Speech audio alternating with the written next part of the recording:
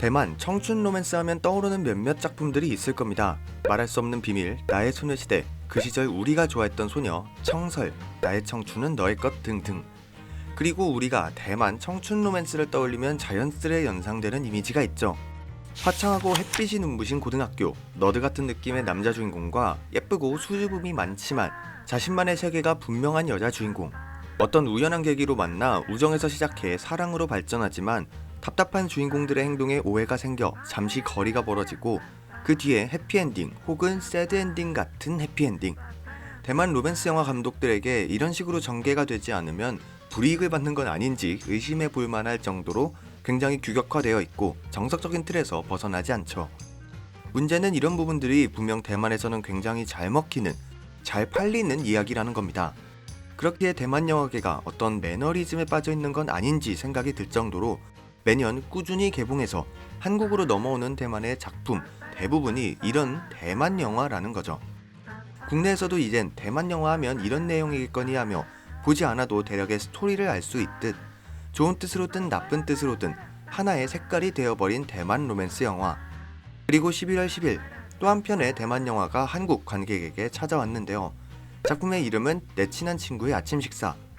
2015년 대만 소셜미디어 플랫폼 디카드에 나는 1년 동안 그 소년의 아침밥을 먹었다 라는 제목으로 한 여대생의 실제 연애 스토리를 적은 글이 올라왔고, 이 글이 내 친한 친구의 아침 식사라는 타이틀로 제작되었으며 실제로 주인공들은 2018년 결혼까지 했다고 하니 꽉 닫힌 해피엔딩인 셈이죠.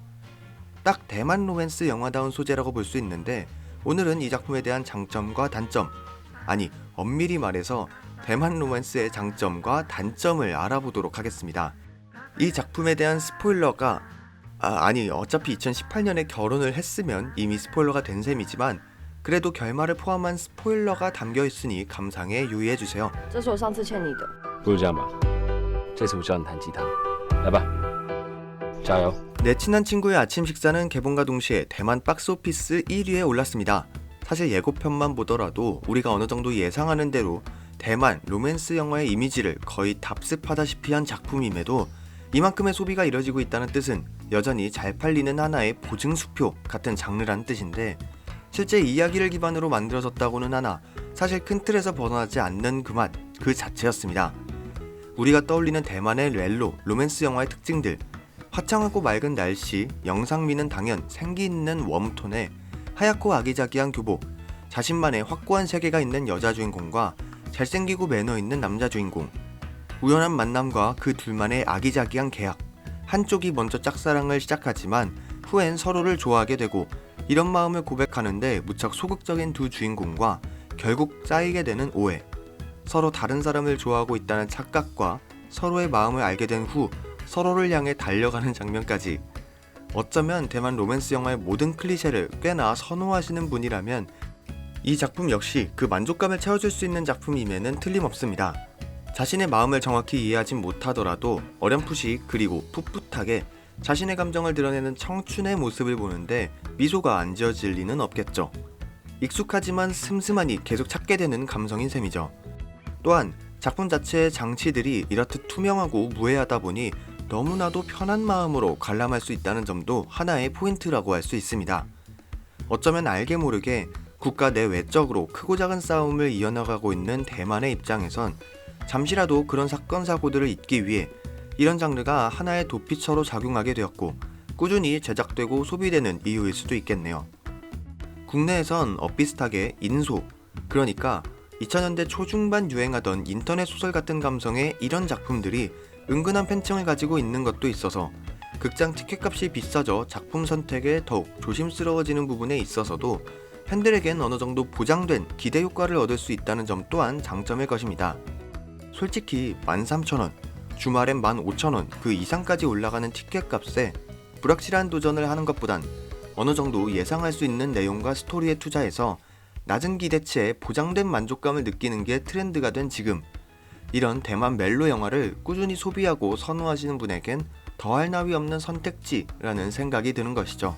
그리고 어떤 부분에선 조금의 감상 포인트일 수도 있는데 작품의 기승전결, 인물들의 감정선의 흐름을 장이나 챕터로 나누는 대신 이런 감정들을 대변해주는 대만의 대표적인 음식들로 나눈 것은 꽤나 재밌는 부분이었습니다.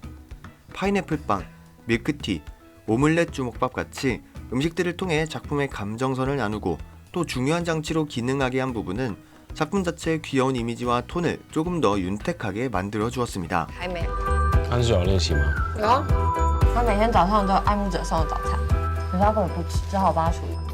지금까지 장점을 이야기했다면 여전히 어쩔 수 없는 단점이나 한계점도 명확히 눈에 띄었습니다. 일단 개인적으로 느끼기엔 배우들의 연기가 어딘가 매끄럽지 못하다는 생각이 들었습니다. 아직은 방황하기도 하고 어색하기도 한 푸릇푸릇한 청춘의 느낌을 주기 위해 어딘가 교내 연극 같은 느낌의 톤이 전반적이었는데 영화적인 연기보단 연극적인 연기가 더 많아서 어딘가 알 수 없는 애매모호한 감정이 드는 것이죠.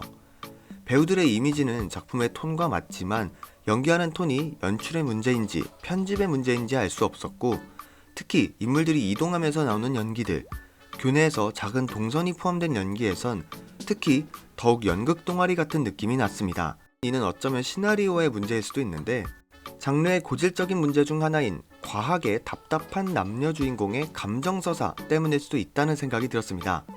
교내 최고의 퀸카라는 퀸카라는 말도 언제 쓰는 단어인지 잘 모르겠지만 무튼 가장 이쁘다는 친구의 도시락을 1년 동안 대신 먹었다는 설정인데 그런 것 치고 도시락이 하나밖에 없다는 게 조금 이해가 안 가기도 하고 먹는 걸 좋아한다는 웨이신의 행동들이 크게 납득이 가지 않았습니다. 먹는 게 최고의 보상이라는 작품의 도입부 설명이 나오기는 하지만 이 장면 하나만으로 웨이신이 먹는 것에 집착하는 수준으로 좋아하는 이유를 관객에게 납득시켜주기엔 꽤나 많이 부족하거든요.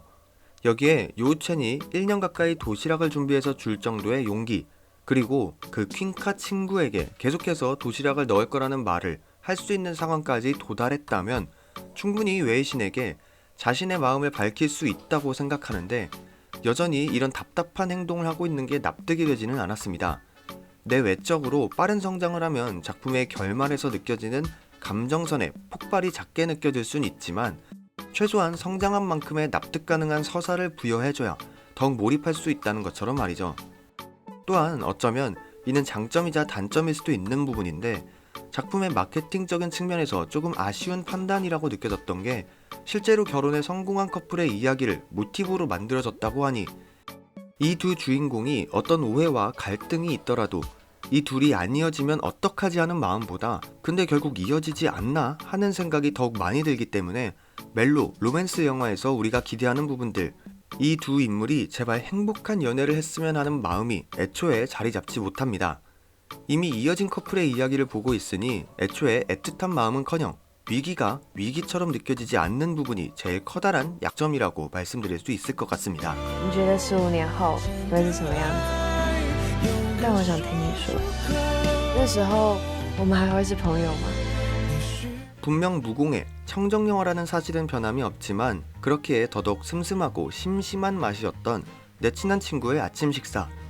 기대했던 만큼의 만족감과 걱정했던 만큼의 아쉬움이 공존했던 이 작품에 대한 리뷰는 여기까지고요. 저는 다음번에 또 다른 리뷰 영상으로 찾아뵙도록 하겠습니다. 지금까지 영화등대였습니다. 감사합니다.